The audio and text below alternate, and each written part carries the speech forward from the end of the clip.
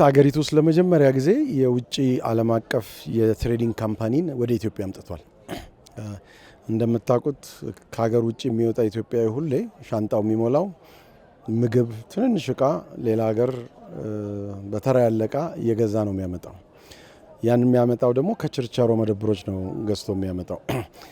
ሁላችንም ውጭ ስንወጣ ከተራ ምግብ ጀምሮ ከውጭ ይዘን እንመጣለን። ስታንዳርዱን የጠበቀ ሁሉን አቀፍ አገልግሎት አንድ መደብር ውስጥ ስለሌለ አገር ውስጥ በምናመርታቸው ምርቶች ኩዊንስ ላይ የተሻለ ለመስራት ሞክረናል። ለረጅም ጊዜ ኢትዮጵያ ይህን በር ዘግታ ቆይታለች። እኛ ያደግንባት ኢትዮጵያ በኮሚኒስት የተከረቸመች እንዲህ አይነት ዓለም አቀፍ ውድድርን የማትፈቅድ አገር ነበረች።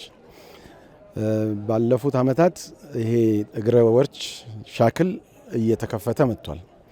ባለፈው ጊዜ ማክሮ ኢኮኖሚ ፖሊሲው ለገበያ ክፍት መደረጉን ተከትሎ የውጭ ካምፓኒዎች ኢትዮጵያ ውስጥ በቴሌኮም ገቡ፣ ባንክ ተፈቀደ። የዛሬ ዓመት ደግሞ ለዓለም አቀፍ የንግድ ተቋማት ተፈቀደ።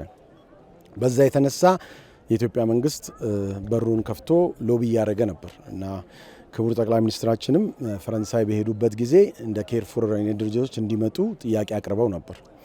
እሱን ተከትሎ በገንዘብ ሚኒስትር አመቻችነት ድርድሮች ለረጅም ጊዜ ሲካሄዱ ቆይተው ነበር ከኬርፉር።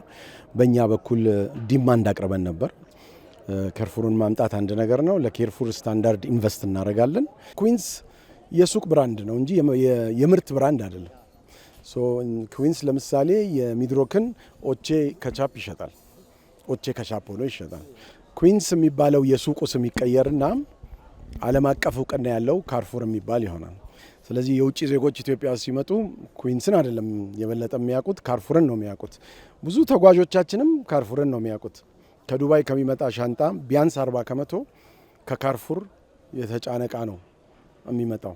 የኢትዮጵያን ፕሮዳክቶች በኬርፉር ዓለም አቀፍ ማርኬቶች መሸጥ እንድንችል አብረን እንስማማ በሚል ሁለተኛ የኢትዮጵያን ምርቶች የአልባሳት፣ ጨርቃጨርቅ ለምሳሌ የትልልቅ የዓለም አቀፍ የጨርቃጨርቅ ካምፓኒዎች ኢትዮጵያ ውስጥ ምርት ይገዛሉ።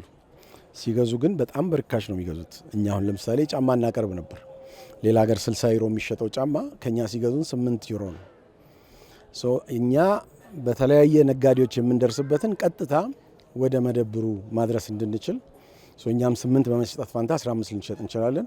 60 አገር ውስጥ ደግሞ በ60 ከመሸጥ ፋንታ በ15 መሸጥ እንችላለን። ኢትዮጵያ ውስጥ ለገቢ ዕቃ ትልቅ ታክስ አለ።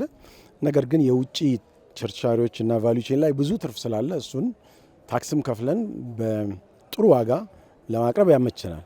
በሌላ በኩል ደግሞ እኛ ትልቅ አምራች ነን። የሚድሮክ ምርቶች ኩዊንስ ውስጥ በጣም በትልቁ በአነስተኛ ዋጋ ይሸጣሉ። እነሱን እንሸጣለን፣ በዛው እንሰራለን።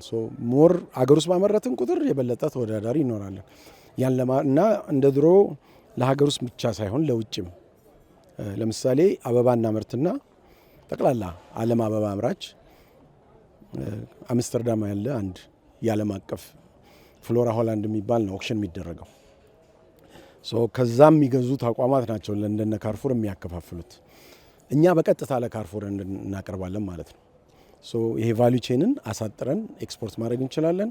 ቡና ላይ ደግሞ የተቆላ የታሸገ በእነሱ ብራንድ ቀጥታ ከዚህ አረንጓዴ ቡና ከመላክ ባለፈ መስራት እንችላለን። ሻይ ቅጠላችን፣ ስፓይሳችን የስምምነቱ አካል ነው።